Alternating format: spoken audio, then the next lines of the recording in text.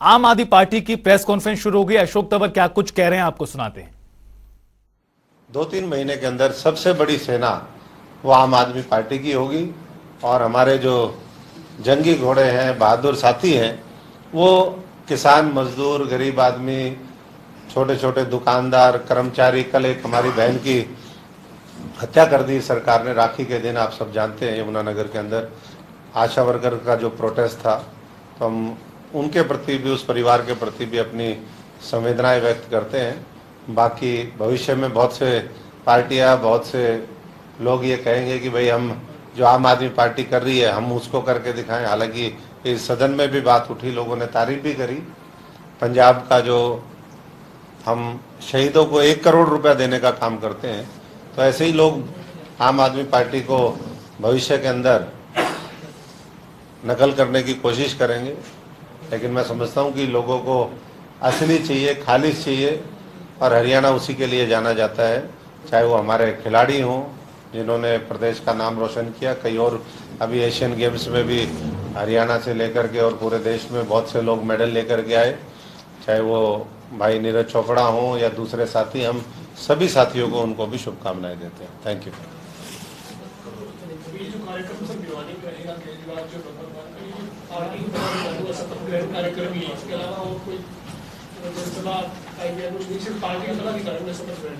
ये शपथ ग्रहण ही है, लेकिन ये जनसभा से कम नहीं होगा। टोटल मिलाकर के हमारे 4-5 हज़ार तो पदाधिकारी हैं, तो वो सब लोग भी आएंगे। और मैं समझता हूँ कि और जो साथी जिनकी भावना है, ये तो ओपन शेड के अंदर प्रोग्राम है, मंडी के अंदर प्रोग्राम है।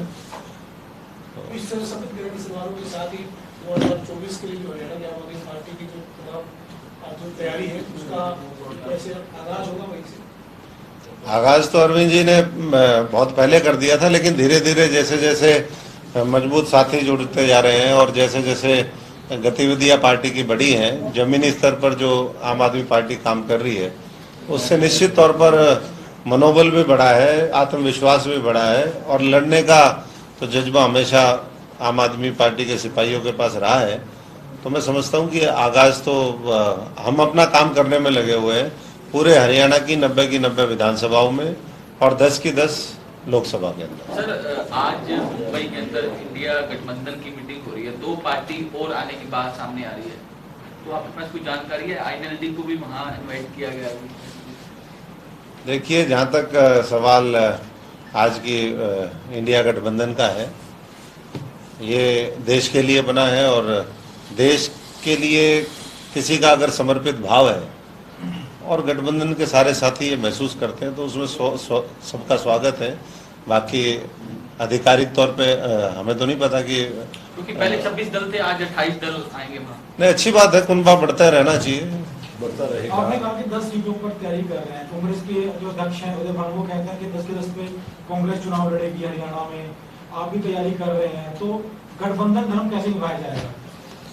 देखो, जब वो कह रहे हैं कि 10 के ऊपर हम तैयारी करें, तो हम कैसे कहें कि हम उस पर हमारी भी पूरी तैयारी है। बाकी तो जो ऊपर शीर्ष नेतृत्व है दोनों पार्टियों का, वो विचार करेगा कहाँ पर कितनी सीटें, कौन लड़ेगा, क्या उसके वो रहेंगे, दूसरे प्रदेशों में क्या रहेगा, हरियाणा में किस तरीके की रहेगी। लेकिन तैयारी अगर ना हो तो मैं समझता हूँ कि फिर तो कैसे बात बनेगी, तैयारी तो करनी पड़ेगा। तो जी, जो आप राष्ट्रीय स्तर पर तो बात करें गठबंधन की, लेकिन राज्यों में जो विचारधारा है, जो निहित स्वार्थ है जो सभी पार्टियों के, वो बिल्कुल अलग है। तो मतलब किस तरह काम कर पाएंगे ऊपर? इतने मतलब ऊपर एकजुटता की आप बात करें, नीचे मतलब इतने आप में डिफरेंशिएशन है, वो चीज किस तरह मैनेज करेंगे? देखिए, अभी तो लोकसभा चुनाव है, और लोकसभा चुनाव में समझता हूँ कि बहुत ज़्यादा दूर नहीं है।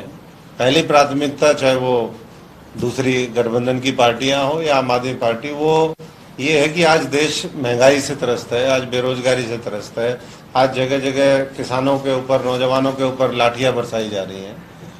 ऐसे में कुछ न कुछ ऐसा विकल्प तैयार हो जो मजबूती के साथ चुनौती दे सके। मैं इसीलिए कह रहा हूँ कि आज तो राज्यों का विषय ही नहीं है ना, अभी तो विषय लोकसभा चुनाव का है, और लोकसभा चुनाव में मैं समझता हूँ कि अगर सबकी इच्छा होगी तो तालमेल जरूर होगा, और वो तालमेल प्रदेश के अंदर भी और देश के अंदर बदलाव लेके आएगा।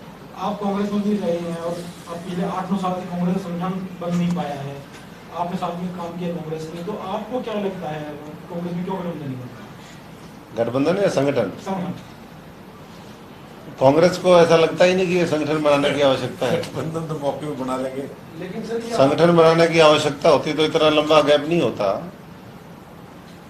कारण तो वही बता सकते हैं, लेकिन आप भी मैं समझता हूँ कि ना बने तो ज्यादा अच्छा है। अपना नहीं बने ही ना तो अच्छा है, कि जरूरत ही नहीं ना। अब क्या करेंगे? अब क्या करेंगे जब 9 साल में कुछ नहीं किया था, अब क्या करना है?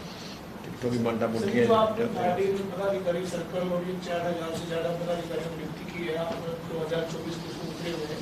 निर्मल सिंह जी हैं, आप हैं, या फिर एक दो और बड़े चेहरे हैं जो आम आदमी पार्टी से हरियाणा में जुड़े हैं।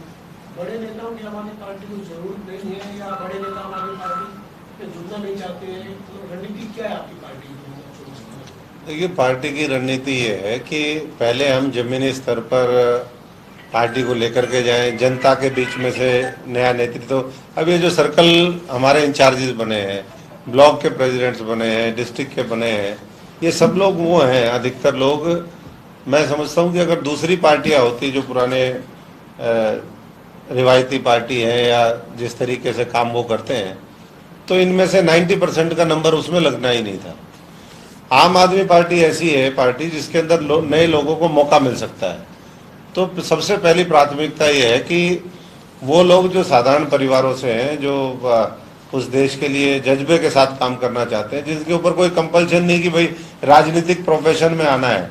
अब वकील का बेटा कई बार फादर वकील है तो भाई इसको सारे को वकालत का पुराना जो है लिंक्स ट्रांसफर करने हैं तो वकील बना दो, नेता है तो नेता बना दो जी, डॉक्टर है तो अस्पताल देना है तो जबरदस्ती अगर मेरिट में भी नहीं आ रहा है फिर भी इसको डोनेशन दे करके डॉक्टर तो बना दो, ताकि अस्पताल का मैनेजमेंट एक लाइसेंस मिल जाए।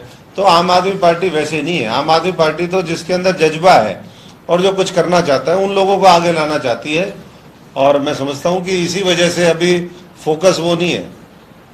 अगर आवश्यकता पड़ेगी और संगठन मजबूत होगा तो मैं समझता हूं भविष्य में तो एक समय ऐसा भी आएगा कि चाहे वो रूलिंग पार्टी हो चाहे आज का विपक्ष हो, हर व्यक्ति ये चाहेगा कि भाई मुझे झाड़ू का सिंबल मिले, आम आदमी पार्टी की टिकट मिले और हरियाणा के लाल की मैं भी जय बोल करके मैं भी विधानसभा या संसद में पहुंच जाऊं।